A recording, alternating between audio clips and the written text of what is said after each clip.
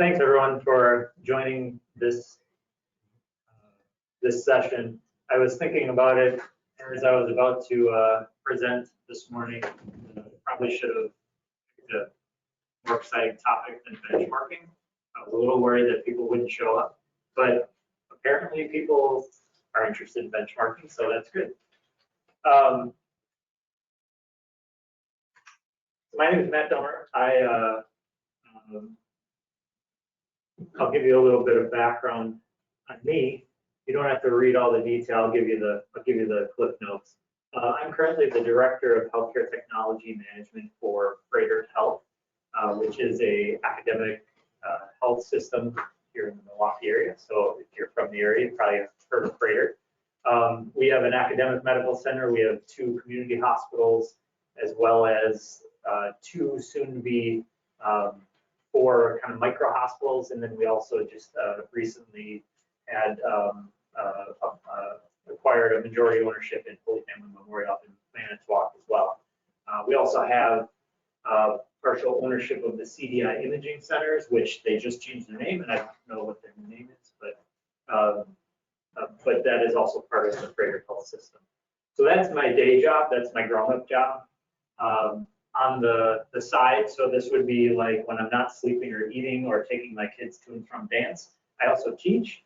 I teach at Marquette University as part of their Healthcare Technologies Management Master's program.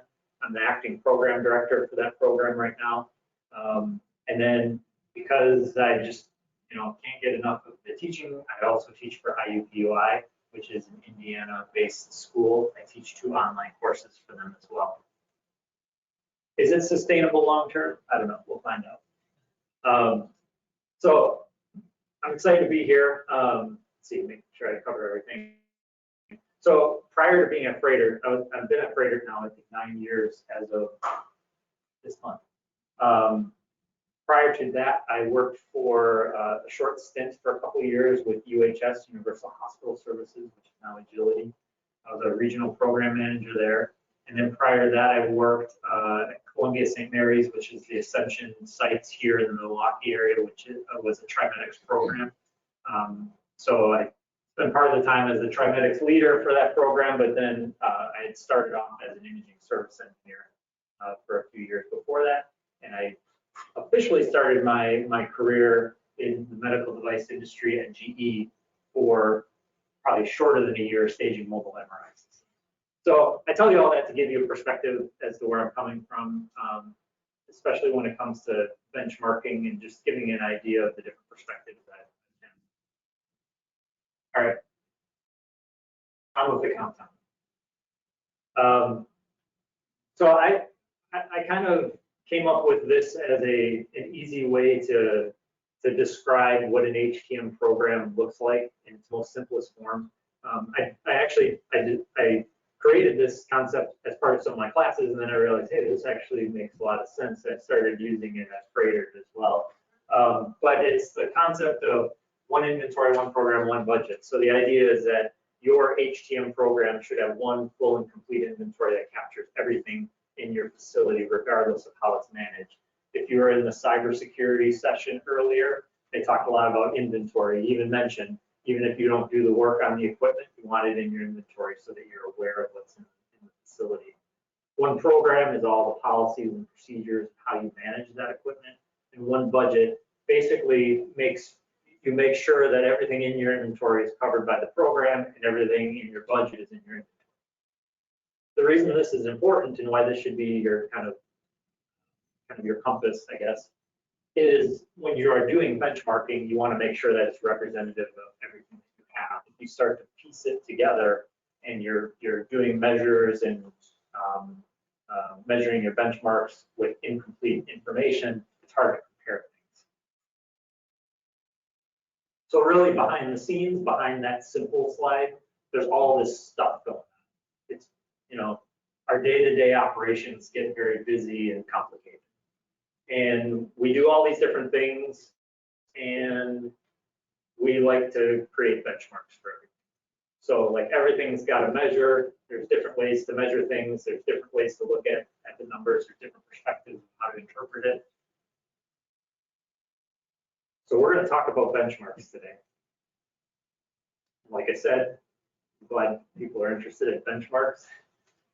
I guess I enjoy them, so I'm glad you do as well. So who cares about benchmarks? If you're evaluating a program, so if you are currently running a program or you're a consultant that's evaluating a current HTM program, so like a flow-based program, you're interested in benchmarks.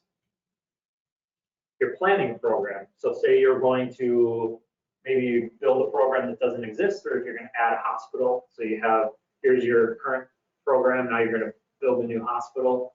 Well, how do you manage that? What kind of resources do you need? Well, use benchmarks to figure that out. Or you might just be living in a program.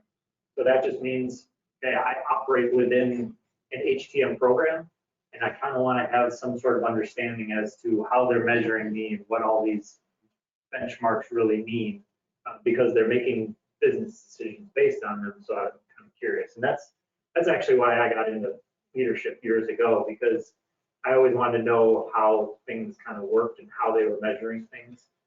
So to me, that's actually what got me into this path in my career. Or you really seriously just don't care. If that's the case, I'm not really sure why you're in here. But it's too late because the doors are locked. All right, so here is our agenda.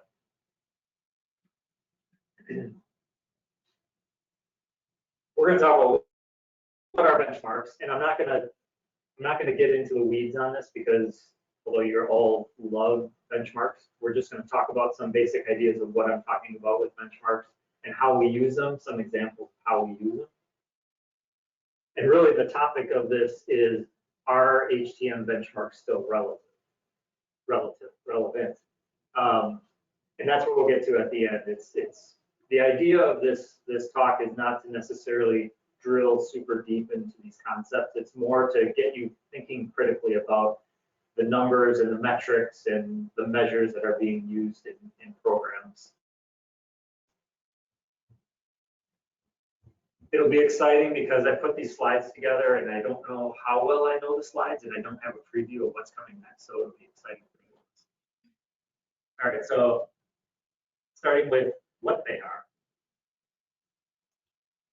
So stop me if you heard this one. A consultant walks into a hospital and says, based on your CMI weighted discharge rates, you spend $1 million too much on equipment service.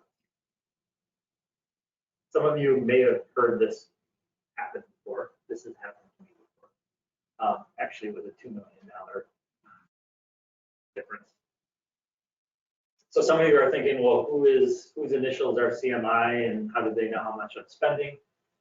CMI weighted discharge rates. So discharge rates is referring to patient volumes. But not all patients are created equal. Here's an example. If I were to say how many calories are in a box of donuts between 3 different donut stores, your first question should be, how many donuts are in each box?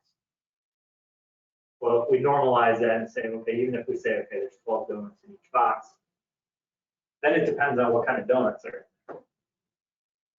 Some of them are just plain donuts, and some of them are injected with calorie enhancers. Some of them, sprinkled on top. It's the same thing with patient care. Not all patients are created equal. So you might have 2 hospitals that have the same patient volume. One hospital might have critically ill patients. Another hospital might have, just kind of ambulatory patients that come and stay overnight just from a simple procedure.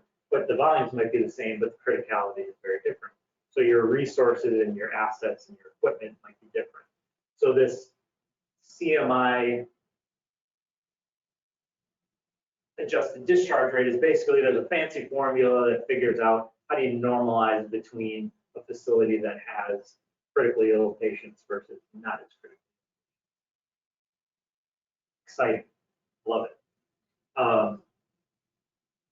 So this is a very easy metric to get at. That's why consultants like to use it. Are there any consultants in here?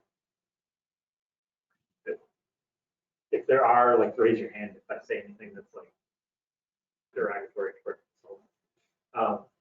So consultants like to use it because it's an easy metric. It's really easy to pull these numbers and then you can make, you can extrapolate that and make some determinations from it. So it's really looking at patient volume. So here's kind of a crude example. So the idea is CMI discharge rates, that's your patient volume.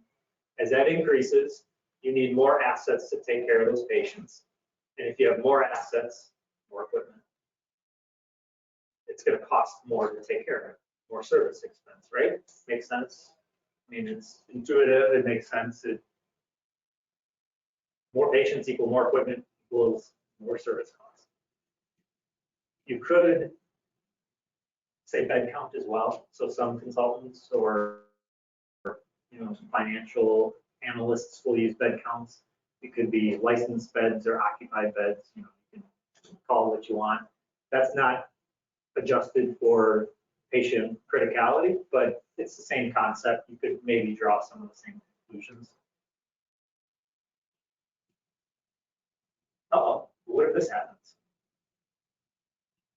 So the CMI discharge rate over time is flat. So what does that mean? Anyone know? Patient volume stays the same over time. So I'm not getting more patients over time, right? But in this plot, my asset value is going up and my service expense is going up. So now I lost my correlation.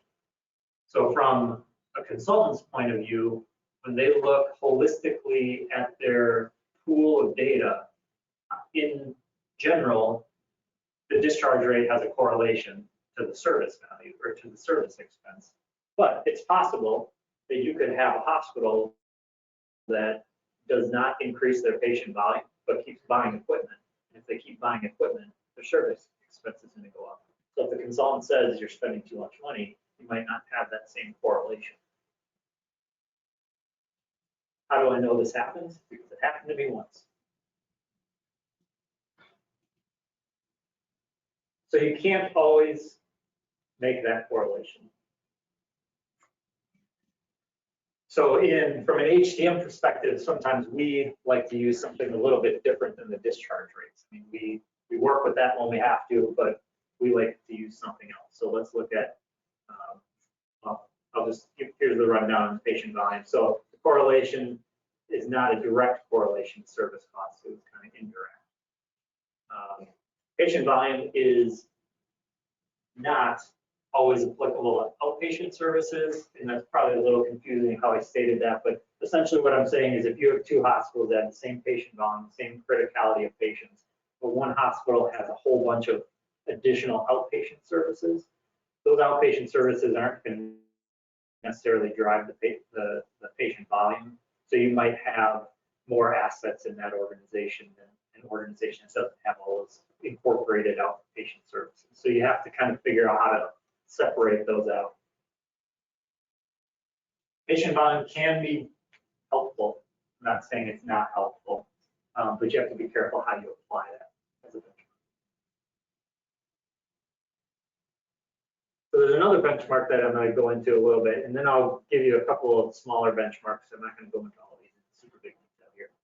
So here's another one. Consultant walks into a hospital and says, give me a list of your assets, including their value and your total service spend. Pretty sure this happens at least maybe twice a year for me. Finance comes to you, we've engaged with a financial consultant and they're gonna ask you some questions and they're gonna help make some recommendations. And I guarantee this is gonna be the first question. So if they know our total asset value and our total service spend, does anyone know what benchmark they're trying to get at? The service ratio? That's right. And I'm glad you said cost to service ratio. Because I called it an asset value ratio, but there's also like the service value ratio. You can call it anything you want. You can collect a free pen from the expo from any of the vendors, they all have them.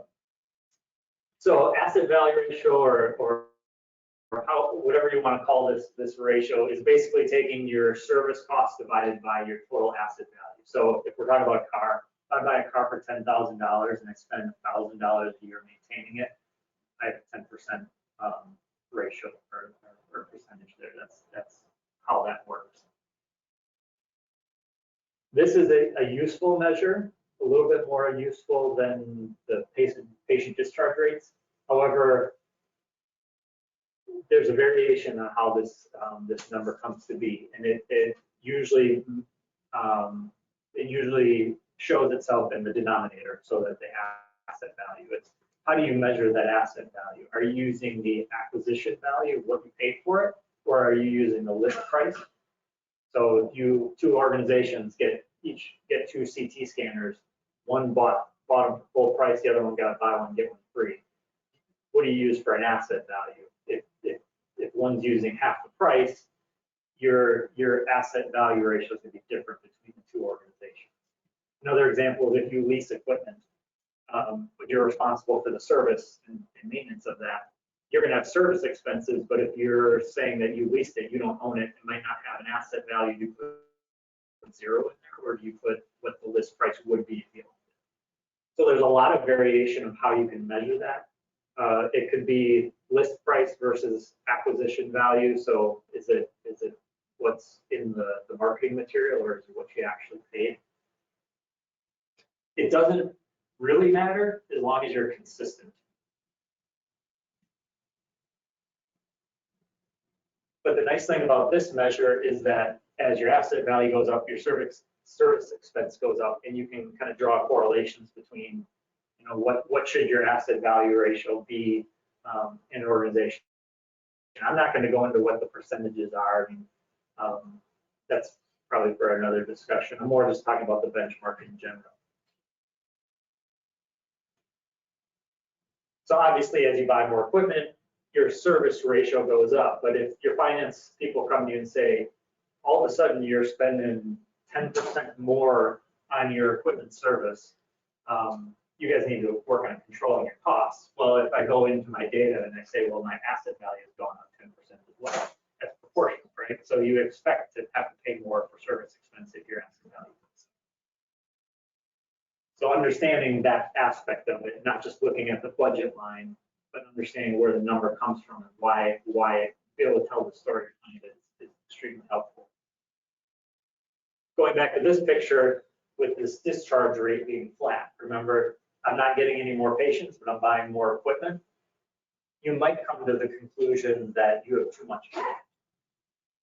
So if a consultant comes in and says you're spending $2 million too much on your service expense, you could come back and say, well, no, actually, we just have more equipment than what your benchmark says we should have. So maybe the answer is to eliminate some of the assets. I always say that when someone says that we need to cut costs, like service costs, the best way to do that is get rid of equipment. Not always practical.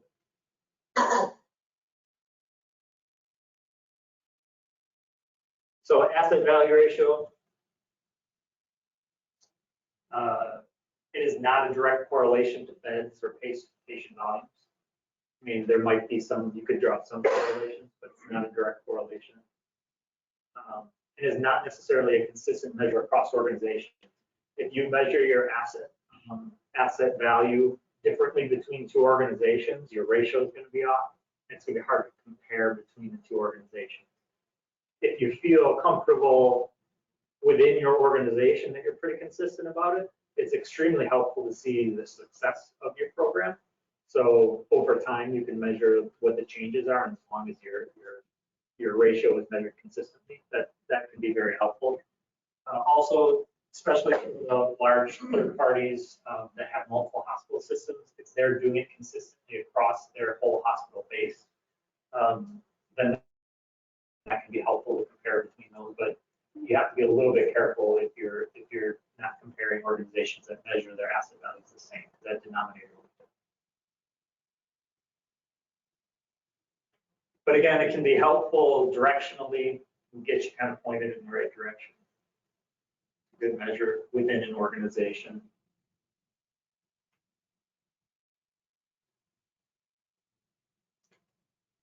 All right, now I'm going to go through a few more benchmarks, but not as detailed as those two. Those were ones, the CMI discharge rate one comes up a lot with consultants, so I want to make sure I touch on that one. The asset value ratio comes up a lot in publications and articles. The very popular ones, I wanted to touch on that one as well. But here's a couple others. So labor measures, measuring paid labor. So your staff checks it, punches into the time clock, and it just measures the amount of labor. That could be a measure, but it doesn't get very specific to the actual service activities. So then there's this concept of documented labor. So people who measure documented labor love this measure, love this benchmark. People who actually have to document their labor hate this benchmark because they don't want to do it. But I will tell you, to me, this has been one of the most useful tools that I've come across in my career as far as measurements go. The reason being is that if you're running a program and all of a sudden you're going to spin up a new hospital or add a new department or something like that, or your staff says, we're overworked and we need more resources, one of the best ways to identify what that resource need is looking at where your team is spending their labor. So if I have a particular ICU department and we're going to open up one that's going to be very similar to that, if I could look at the specific labor spent in that department over time, I could say, oh, well, I'm going to need a 0.2 of an additional FTE for this department, or something like that. Or if we're going to open a huge outpatient center or a micro hospital or something like that, I could look at the data and see here's how much time we spend in those similar situations, and therefore in the business plan we need to incorporate this much of a staffing. It's helpful to get to that level of detail. Where it becomes a little bit of a sore issue is it feels like micromanagement, because now the leadership has that level of detail into what you're doing every aspect of your day, and it kind of feels like someone's watching you all the time. But really, for me, and I can't speak for everyone, it's an extremely helpful tool from a benchmarking perspective to make those business decisions.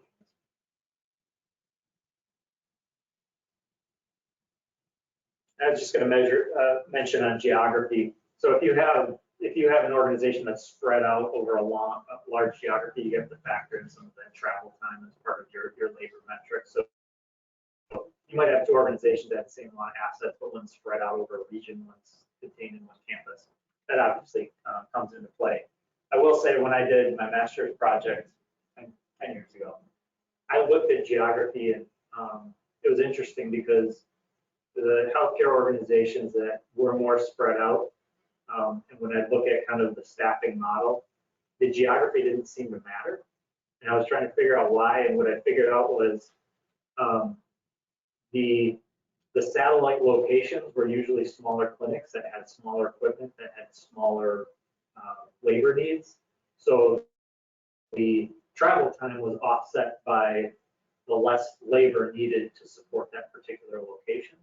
So I couldn't really see in the statistics of it that the geography mattered that much. It would matter more if you have multiple hospitals, but for the most part, these were like some core hospitals with a bunch of satellite clinics, and the clinics didn't really matter.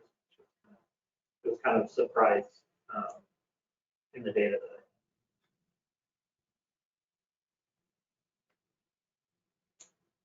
So you may have heard of an in-source outsource ratio, or probably other terms for it. This is basically just measuring how much am I spending internally versus how much am I using for a vendor for service or an outside service organization. Some organizations look at this thinking, okay, the higher in-source proportion that I have, the better. I don't think that's the right way to look at this.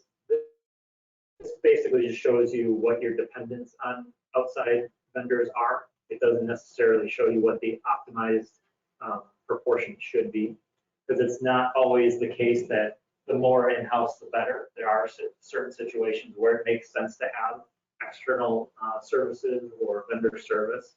So you have to find that right balance. But this is another kind of measure that's used.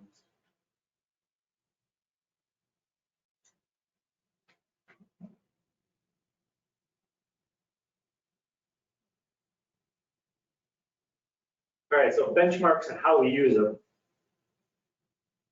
give you an example. So I mentioned staffing models a little bit ago. I think I did. If I didn't, I said it in my brain and didn't say it out loud.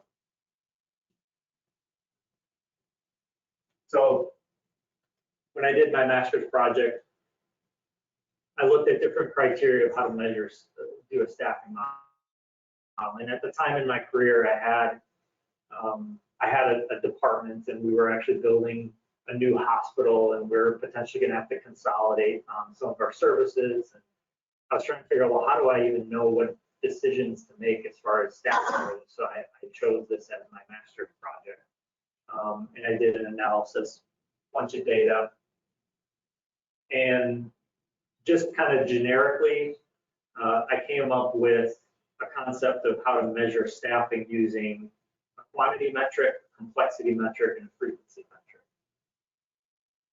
And I'll just say that there are a lot more sophisticated models that are out there. People do all kinds of weird statistic, cool things that I don't think I'd be able to do. They use all kinds of benchmarks and measures. I will say with staffing models as well as with capital planning, I think sometimes we as an industry overthink it. I think the simpler models do just as good as some of these complex models. I think the complex models sometimes draw more questions because there's so much smoke and mirrors. It's hard to understand how they come to be. So I think sometimes simpler is better. It's easier to understand. It's easier to make decisions based on something. So anyway, so from a quantity perspective, it's pretty obvious. So asset counts on the number of equipment can be a good indication of staffing. Used to be a rule of thumb. Actually, there are a lot of rules of thumb. Sometimes people would say 1,500 devices per person, 2,000 devices per person.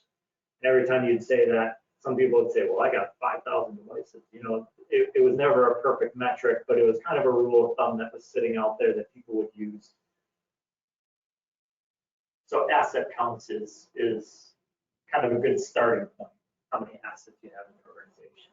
And you might filter that by equipment type. You might do imaging, biomed, and lab all separate. You could do that. So that's one kind of criteria to use in a staffing model. Another one is kind of the complexity. So not all assets are created equal. It's kind of like not all patients are created equal. So some take more work. You might have an infusion pump, you might have an MRI. The PM on those are very different. So looking at the complexity, but how do you measure the complexity? Well, one way is you can do labor measures. So if you actually are measuring the labor per device, you could actually pull that data specific to the device and maybe measure the complexity or the amount of work needed. That's one way to do it. That's a lot of data, and that's, you might have to sift through that a little bit. Hopefully it's not a manual process to pull that information. But another way to look at it is to look at just the asset value. You could just make the assumption that the more expensive the equipment, likely the more complex the work on the equipment would be. I know that's not always the case, but in general, it seems to apply. So a surgical robot or an advanced imaging system is going to take a lot more resource as far as preventative maintenance and its repairs and whatnot. So that might be a way that you can measure that complexity. So you take your asset quantity and your asset value. And then you can also look at the frequency of the work. So you can look at your work order counts. So how often are you being called or notified that something needs to happen? How many work orders are you having?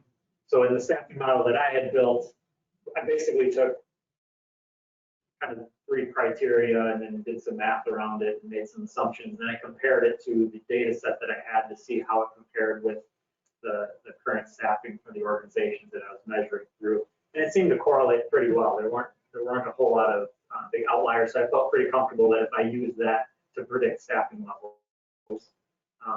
it would be a useful tool. It's not the only tool to use, but it's a good directional tool.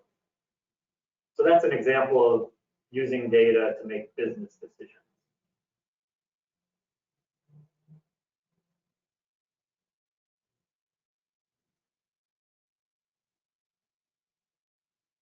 So I'm going to go to are they relevant, but before I do that, I'm going to pause to see if there's any immediate questions either about any of the benchmarks I just went through or any benchmarks I didn't mention that you've used or heard of or confused about or hate. Yes. So I have a question about the documented labor. So how do you go about collecting that data? And also, do you have any recommendations on how we communicate why we're collecting that to our workers so they don't feel like we're micromanaging them? Yeah, I think, so it's a good question. I wish I could tell you that currently in my current organization that we do a really good job of this documented labor. We actually don't. We're kind of in a, I guess our biomed team does it more consistently than our imaging team does, as far as the specific documented labor per work order. So I think I'll answer the second part of your question first. I think demonstrating how it's used is probably the best way to do it. So if you're able to take that data and show the team that's doing it, based on your data, here's what I was measuring, and here's how I'm using it to justify additional resources, or here's how I'm using it to justify why our staffing level is actually perfect the way it is. I think that might ease their minds a little bit, not thinking that you're measuring, okay, it takes this person a half hour to do a PM on this, and it takes this person, you know, that type of thing. That gets a little bit, people get a little anxious about that. I mean, not to say you can't do that kind of measure, but I think its most useful case is to show how it's going to benefit the team overall. It's just kind of like a change management kind of thing. That's my opinion. But as far as actual documentation, I think one thing to be cautious about also is there's two schools of thought. One is document 100% of, well, there's probably more. Two schools of thought. Document 100% of your time, meaning if you punch in, that time should be documented in your work orders as well. So there should be a correlation. That sometimes leads to people just not padding their time in a bad way, but in a way that they just have to make sure they fill all their time to make sure that they achieve that. The other school of thought is maybe 80% of your time you're actually spending on equipment. The other 20% of your time you're doing other miscellaneous administrative tasks, or you're on vacation or whatever. So maybe the requirement is just document 80% of your time. That'll still give me a majority of the documentation. I'll know where all the labor is being done, and people don't feel like you're micromanaging as much because you're not saying document 100% of everything you do. So those are two different approaches, and there's kind of variations in between as well. Did I successfully either answer or dodge your question? Yes. Great. Any other questions about any particular benchmarks?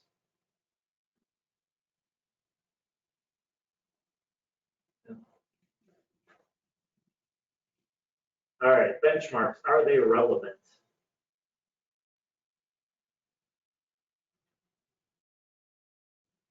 All right, we all know that we're in an evolving industry, or an evolved industry. I guess it has been evolving.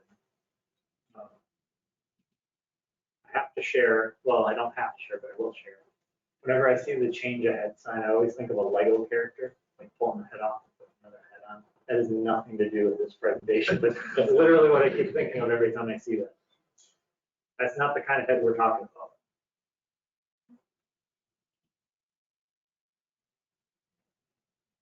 All right, so in order to not make this this talk too exciting, too detailed, I narrowed it down to 4 aspects of things that might impact benchmarking. And I'll dig into these a little bit, and hopefully it'll help you at least get a sense of how to question or understand benchmarks and look into them a little bit deeper.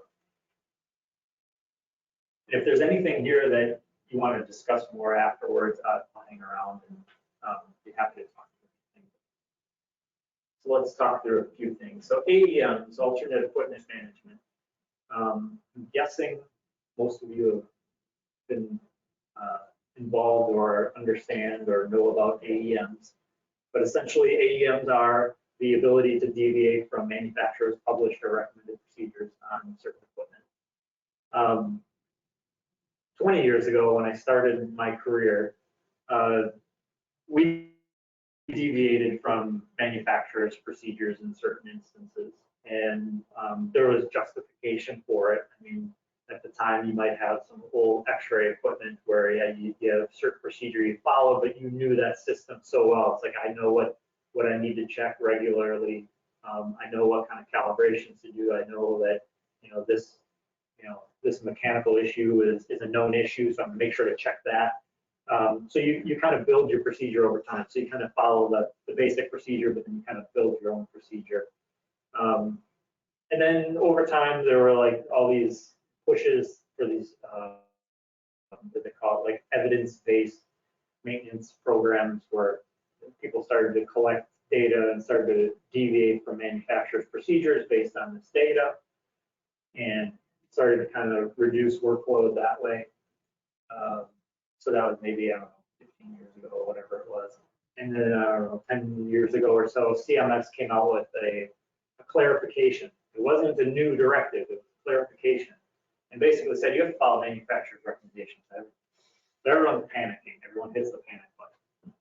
But then there's a couple of years of discussion and debate to figure out what actually makes sense. But in the meantime, some organizations kind of hit that panic button and just started doing manufacturer's recommended procedures for everything.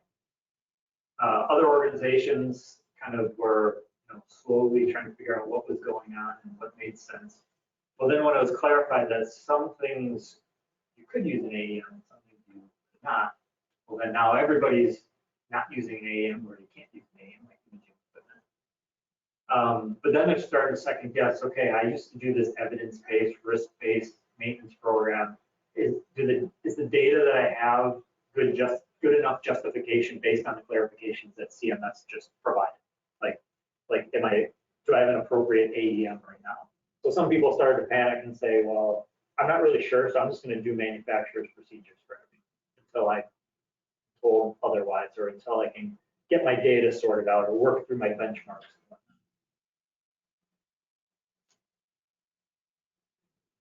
So first we're doing the work, and then we do the risk-based maintenance. Some people are doing less work, some people are doing the same work. Then CMS comes out with their clarification, everybody panics, we hit the reset button. Then there's the AEM concept that gets kind of formalized a little bit more, clarified a little bit more. Some people still have less work, some people have much more work.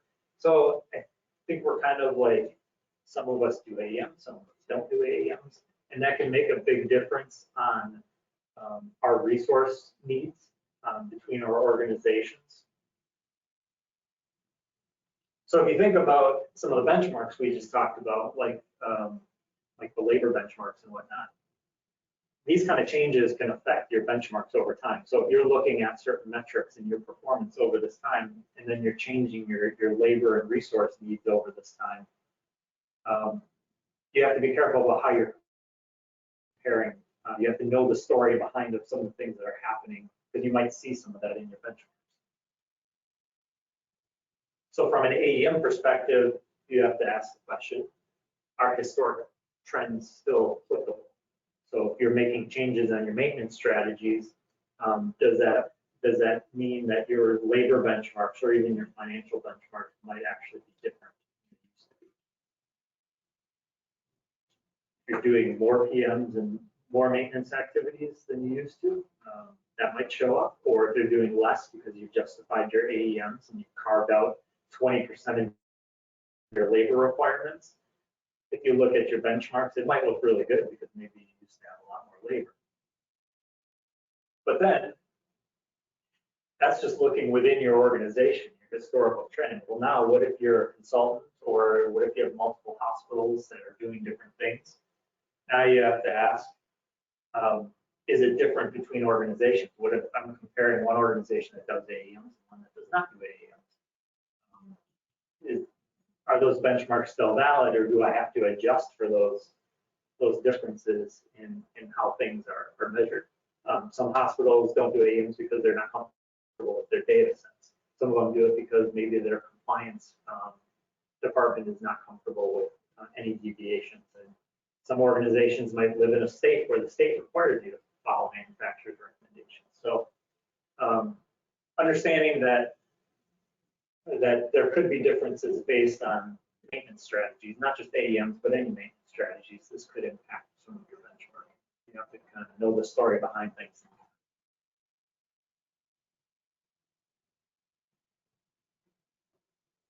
All right, medical device IT. So just for clarification, that is a pile of dirt. I thought about that after the fact that I probably shouldn't put a pile of something and then start talking about IT. But so medical device IT, this is obviously a hot topic. I mean, the last 5 years, 80% of the articles that are written and presentations that are done are about this topic. But 10, 15 years ago, there was not that much of this. It was more about just like, you know, getting devices on the network. It wasn't as much of all this integration and all of this medical device. I mean, I think a lot of you were in that the cybersecurity talk this morning. I mean, they kind of delivered a lot of the message of what I was going to touch on here. So, but it kind of reminds me of like, if you have a home and you have to do some landscaping, you get a pile of dirt in your driveway or mulch or whatever it is, and you start shoveling the mulch, you fill the wheelbarrow, you go dump it somewhere, and you come back and you do that for like 3 hours, and you realize the pile doesn't look like it's any less than it was before because it takes forever to just like get through it. So it's kind of disheartening. It almost feels like somebody, every time you walk around the corner, somebody's taking scoops and throwing them back on the pile. Sometimes I feel like medical device IT is like that. I feel like we're trying to get our arms around things, but as fast as we get our arms around things, more things are piling on. Here's examples of some of those things. So that some of them were talked about in the session this morning. There's device integration, connectivity, cybersecurity. Well, by the way, I have a rule. If I hear a phone ring, I get to answer it. Infrastructure planning, software lifecycle management, patch management, all of this stuff. So there were a lot of questions in this morning session about kind of labor requirements and resource requirements about how you handle medical device IT. So if you think about 15 years ago, or even 10 years ago, or even maybe 5 years ago, we had technicians that were working on this equipment. Now all of a sudden there's all these IT aspects. I have to do all of this stuff. So there's a labor component to that. There's a resource component to that. If you just have the same staffing, and now you're adding all this on top of it, that obviously changes how you think of things. You can't just use your same benchmarks the way that you've always used them. Remember I mentioned the rule of thumb, all technicians have 2,000 assets or something like that. Well, now if you add all those IT requirements and IT needs on top of that, can people still handle that much equipment? Now they have all these other responsibilities. So your asset benchmarks have to be thought of a little bit different. How do we decide proper staffing related to IT? So labor benchmark, when you're documenting time. So 5 years ago when you're documenting time on your equipment, now your time documentation might be different because now you might have people documenting time with IT related cybersecurity remediation activities, or the time it takes to plug all the USB ports with the USB locks, or things like that. These are labor needs that you have to take into consideration when you're doing your staff plan.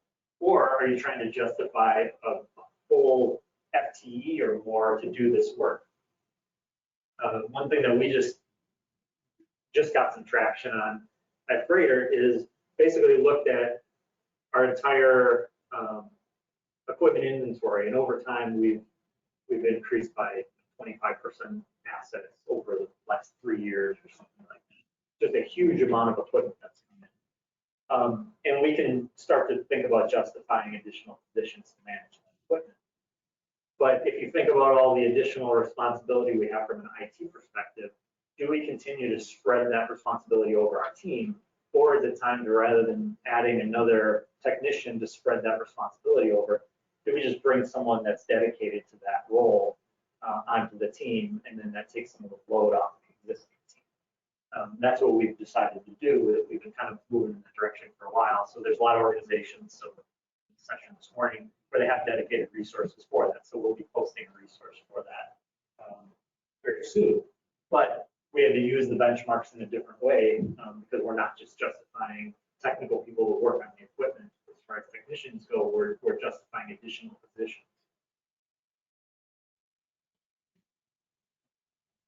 Might impact your financial benchmarks as well, because you know, sometimes you can't add a position unless you have a return on investment.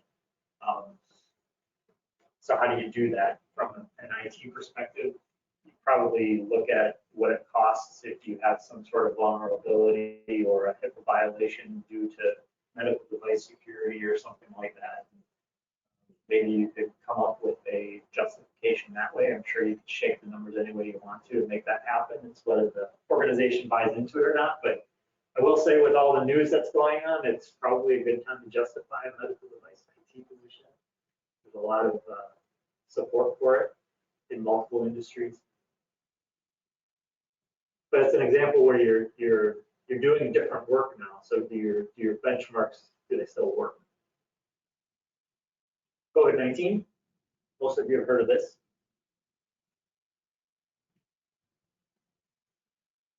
So there's been a high focus on cleaning and disinfecting. It's not just the traditional, like, you know, surgical equipment, you know, that kind of cleaning. It's everything. It's does everything need to be cleaned before it comes down to our shop, or do we have to clean everything a different way? Are there additional cleaning solutions and cleaning processes that we need to do, or is it putting more tax on the equipment so the equipment's breaking more often because of cleaning with these harsh solutions? There might be more intense resources needed. I know for us, we had a massive fleet of new equipment that came in surge. I'm guessing that's not uncommon. I think a lot of people ended up with more equipment than what they had before COVID because they needed it.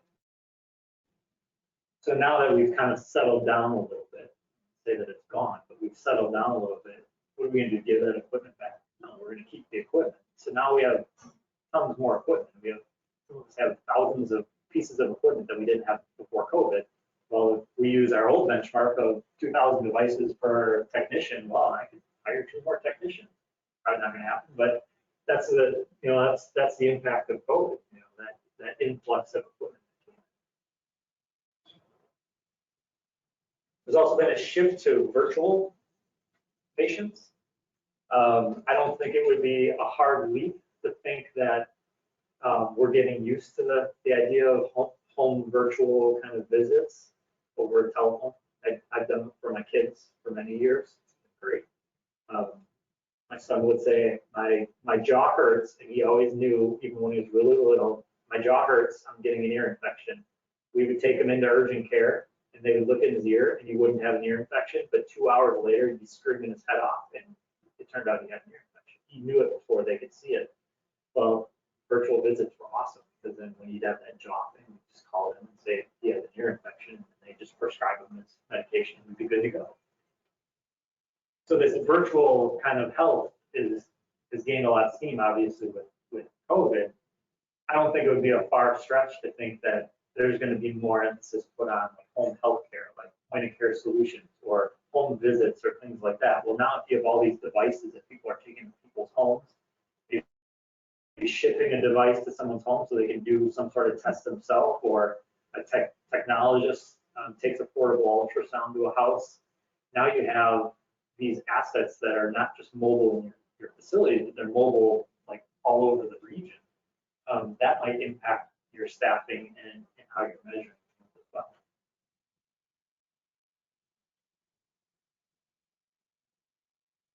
We mentioned patient volumes. So has our patient volume changed with COVID? Are we doing, you know, we didn't have we barely had any flu patients last year. I mean, I guess the year before COVID, we had a surge and we're trying to figure out ventilators and we thought that was bad. And COVID hit. You know, we're dealing with that whole situation, but then we realized, hey, wait, how come we don't have any flu patients? I mean, we had virtually none. So our patient mix is changing. And then I guess the question is that going to change forever?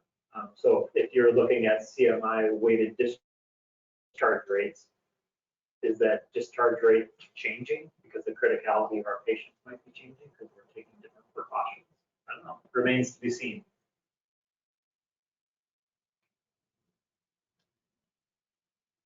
Obviously, kind of what I mentioned, we have more equipment, we have more cleaning, more procedures. As COVID added to our labor requirements, and we have more equipment.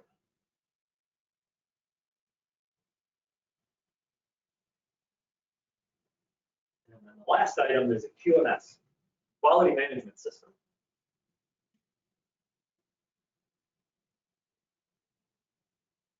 So I don't know how many people are familiar with quality management systems. If you're a third-party independent service organization or a parts organization or a manufacturer for that matter, you're probably very familiar with quality management systems.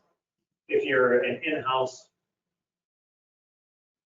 HTM program, you're probably familiar, just have heard about them, especially with, seem to have come up a lot with the right to repair debate. It's become more of a topic in that sense, but it's basically the ISO 9000 or the ISO 13485 certification. So it's implementing a policies and procedures and very strict guidelines on how you do your documentation. We just recently with Froedtert, our micro hospitals, our small neighborhood hospitals are DNB accredited. And if you're familiar with DNB, they have an ISO 9000 requirements as part of that accreditation. So we're getting really familiar with quality management systems. I've also been doing some training, online training on 13485 as well, just because I think that's really a direction that in-house HTM programs are going, as well as all the third parties as well. And I think that's ultimately where things are headed, that we're all going to end up being ISO compliant or ISO certified at some point. But then the question with that is, if you're defining your policies and procedures and your documentation and your program in a very prescriptive way, in one swoop you're thinking, well, I'm going to be really lean because I'm going to have everything so defined and so organized that I just leaned out all of my processes, get rid of all the wasted steps. But then at the same time, I might have to do more documentation or more equipment audits or more documentation audits, or I might have more policies and procedures or more other administrative requirements. So I might be creating more work. There might be a trade-off, it might level itself out, but the truth would be that regardless, the nature of that work would change. So now if you're measuring your labor benchmarks based on your equipment service, that's not incorporating the labor requirements for implementing and managing a quality management system. So you kind of factor that in as well. Some organizations may need additional clinical engineers. And when I say clinical engineers, I'm not specifically talking about technicians. I'm thinking more like process developers and quality management roles where you're managing helping manage the program and quality management system as opposed to just managing the actual equipment. So it's possible you may need more staff to manage that quality management system that are beyond just the technician roles that you're traditionally measuring your benchmarks against. So it's kind of like that IT position. How do you justify those roles? It's a difficult task. And then talking about benchmarks now, are we going to be incorporating new and additional benchmarks in these quality management systems? The answer is yes. So our industry is kind of being redefined, or has been redefined and will be redefined. There's not just one face to our industry, multiple faces. Flowers in your face. So we got to have different perspectives. So sometimes you can look at things 2 or 3 different ways, and it can come out being different depending on your perspective. Whether you're looking at from a finance perspective, from a quality perspective, from a traditional HTM perspective, an IT perspective. But we have to learn to kind of take all these concepts and understand the data behind the benchmarks, so that going forward, we have to understand, do we have to revise our benchmarks, or are our benchmarks still applicable to measuring our technical staff? How do we benchmark in order to relate medical device IT into the picture? How does COVID-19 or anything similar to that change our world? Do we have to look at benchmarks differently that way? How do we factor in quality management systems into our benchmarking? And additional other staff, such as clinical engineers, to help manage all these additional requirements. So what? So the intention of this presentation was to kind of remind people or introduce people to certain benchmarks or ways to measure things, show how they're used, but then start to get you thinking critically about what's the data behind those benchmarks and how are they used? Because at some point, someone might come to you and lay some report on the table, or more likely email it. We don't have to carry reports around anymore. Would email you something that says, based on this metric, here's a business decision we're going to make, and you can accept that for what it says, or you can ask questions and figure out where does that decision come from, what's the data that they're basing that on, and does it make sense to make that business decision, or is there a different way to understand the data, or another way to look at it and make sure that it's the proper decision being made. That's why I think benchmarks are important, and maybe kind of could call them exciting, but probably a stretch. But that's my so what. I'll just mention that I created a podcast a while ago. I haven't posted anything in the last few months, but I'll probably be posting some more. It's meant to be very like introductory. I mean, it's a lot of information, but it's kind of introductory information. I have mostly financial management for HTM, and then I have some technology assessment episodes as well. I try to make them somewhat entertaining, so hopefully you might enjoy them.